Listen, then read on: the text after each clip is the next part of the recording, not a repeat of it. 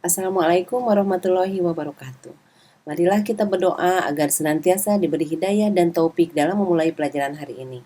Semoga kalian semua sehat walafiat dan selalu dalam lindungan Allah Subhanahu wa taala. Tidak lupa Ibu ucapkan selamat datang dan selamat bergabung di SMP YPI. Semoga kalian berhasil dalam mencari ilmu. Anak-anakku, kita belajar masih dalam bentuk daring. Ibu berharap kalian bisa memanfaatkan waktu belajar kalian di rumah dengan sebaik-baiknya. Saya, Bu Iyar Siti Mariam, akan memandu kalian dalam pelajaran prakarya di kelas 7C, 7D, dan 7E.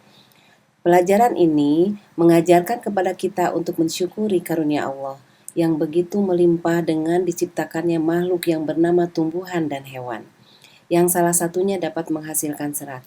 Sebagai salah satu contoh rasa syukur kepada Allah, maka kita akan memanfaatkannya dengan sesuatu yang bermanfaat, seperti keterampilan dalam membuat dan mengolah bahan serta menjadi kerajinan, mengenal tanaman rempah dan sayuran, serta mengolah buah sebagai contoh.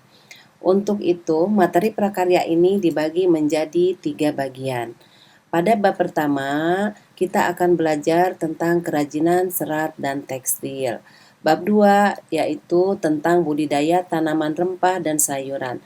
Bab 3 tentang pengolahan.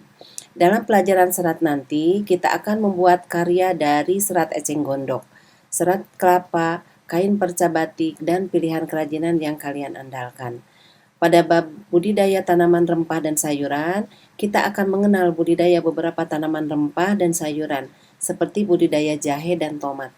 Adapun materi pengolahan, kita akan praktek membuat jus dari buah, memasak sayur sop, dan gado-gado. Anak-anak, kita bersyukur dilahirkan di Nusantara yang kaya raya, memiliki sumber daya sangat melimpah. Salah satunya adalah beragam tumbuh-tumbuhan.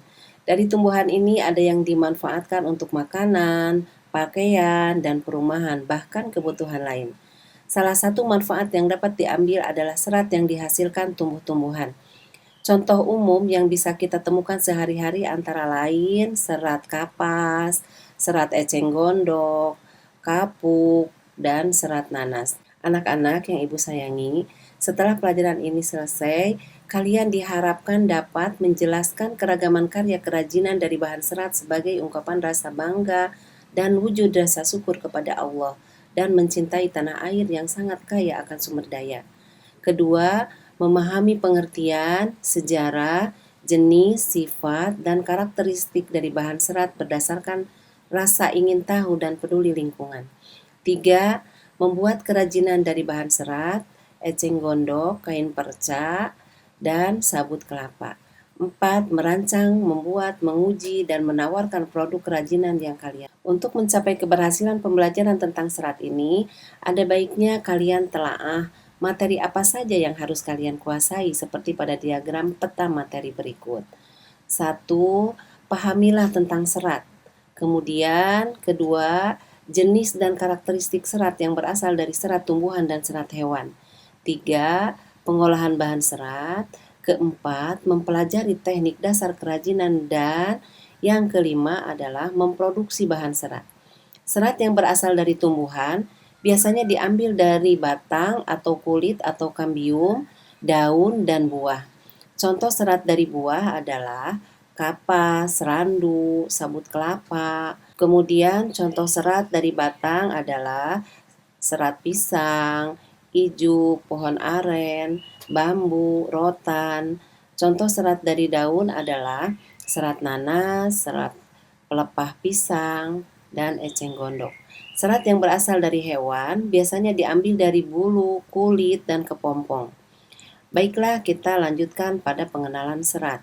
Serat adalah suatu jenis bahan berupa potongan-potongan komponen yang membentuk jaringan memanjang yang utuh. Anak-anak, ini sebagai contoh serat dari buah adalah kapas, randu, sabut kelapa.